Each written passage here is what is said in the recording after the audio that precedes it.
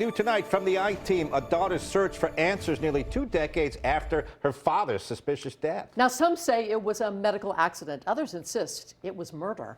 NBC 10 I-Team reporter Tamara Sakarsik obtained never-before-heard audio from the medical examiner. The ME seems to agree that the facts don't add up.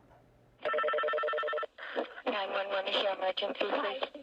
It's a rescue, please. You stay on the line. I'll get you the rescue. Hold on, please. Sean O'Brien lies unconscious in a pool of blood in his Pleasant Street basement apartment. It's July 22nd, 2006. His sister immediately calls 911. Minutes later, the 34-year-old is rushed to Rhode Island Hospital with a fractured skull. The incident, treated as a medical call, Sean was known to have drug and alcohol-induced seizures. The bloody scene never secured. 3 days later, Sean dies from his injuries. He actually passed on Tuesday the 25th, and on Wednesday, my mom went to the police station and said, you guys need to do something. Sean's daughter, Natalia St. Louis, was just 13 at the time, but tells me as soon as her mom saw the scene, she knew this was no accident. The autopsy report lists the cause of death as blunt force trauma to the head. And unfortunately, as I sit here today, we still don't know exactly how that blunt force trauma occurred.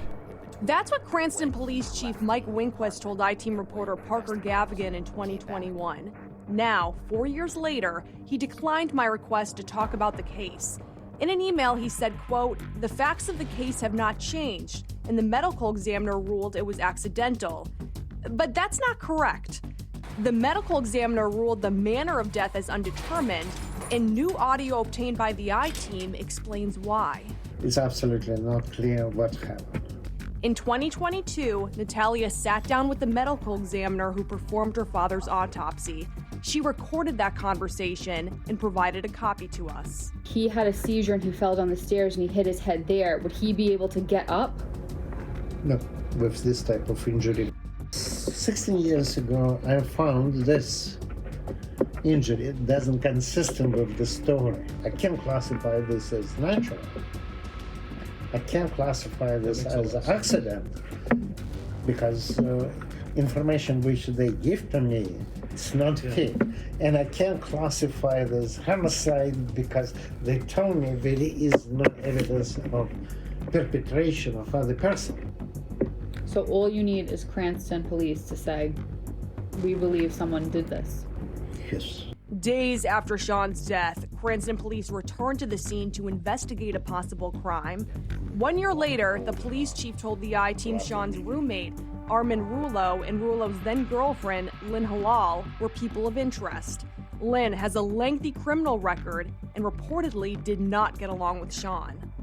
Police reports show Lynn was arrested for allegedly assaulting Rouleau the night before Sean was found in the basement.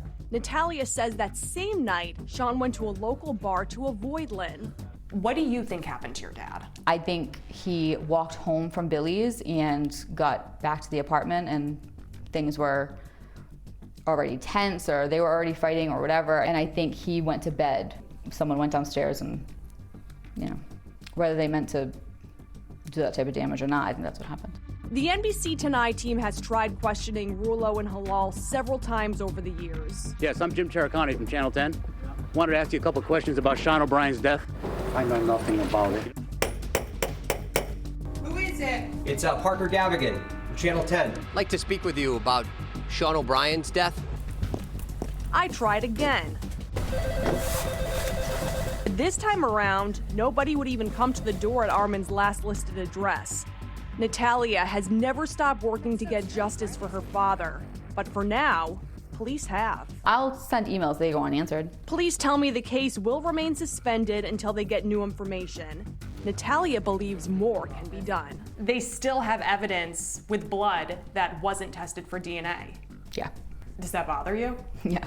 Natalia believes DNA testing could prove somebody else was in the basement that night. If there's a pool of blood on his mattress and there's someone else's DNA mixed in, how do you explain that?